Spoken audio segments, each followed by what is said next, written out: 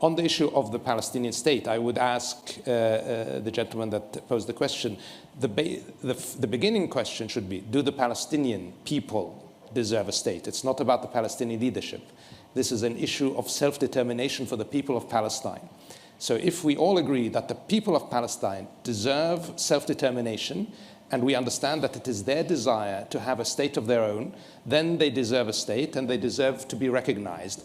How they are governed is up to the Palestinian people, and how we deal with them then is a reflection of whether or not that government is responsible and is able to live up to its responsibilities to its neighbors. And in that regard, I would point out that the Palestinian Authority, with all of the challenges that have been put in its place, with all of the difficulties that it has to deal with, and stipulating that it is an imperfect authority, has lived up to its responsibility to Israel, its main responsibility to Israel, which is providing security.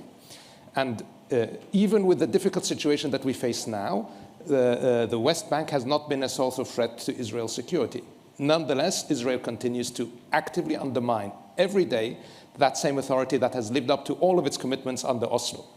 At the same time, when we see what happened in Gaza, it has been well reported, including in Israeli media, that it was a policy of the Israeli government to continue to empower Hamas's control of Gaza as a way of undermining the prospects for a two-state solution. This is quite clear. So what I would say is that the surest path to address not just the rights of the Palestinian people, but also the legitimate security concerns of Israel and the opportunities that exist for a fully integrated Israel in the region, is through an establishment of the Palestinian state. And that pathway to a Palestinian state puts a responsibility on the Palestinians for ensuring good governance of the territories they control, but also puts a responsibility on us as the international community, and especially those that advocate for a Palestinian state, to ensure that that Palestinian state lives up to its responsibility to its people and to its neighbors. And that will certainly not be an easy task, but it is a necessary task, because if we say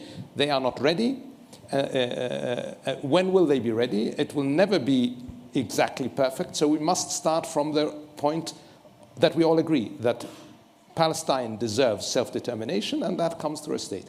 I will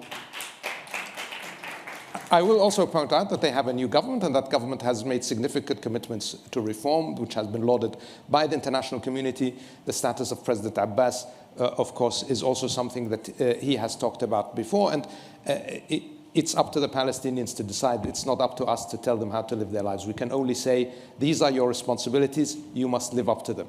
Thank you.